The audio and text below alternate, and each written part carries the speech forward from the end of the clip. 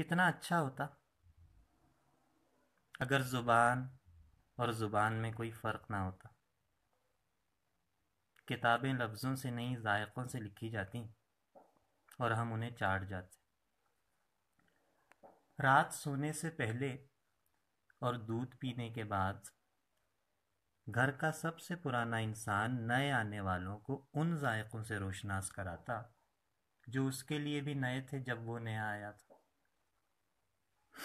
School, college, universities اور ان کی دیواریں سب کا پیٹ بھرنے کی استطاعت رکھتی، وہاں کوئی کسی کی توند کا مذاق نہیں اڑاتا۔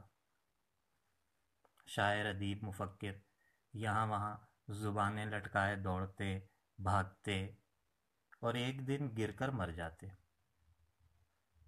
تب ان کے جسم شہر کی لائبریریز میں شیشے کے بکسوں میں رکھ دیے جاتے اور زبان سے متعدد آرٹیفیشل فلیورز بنا لیے جاتے۔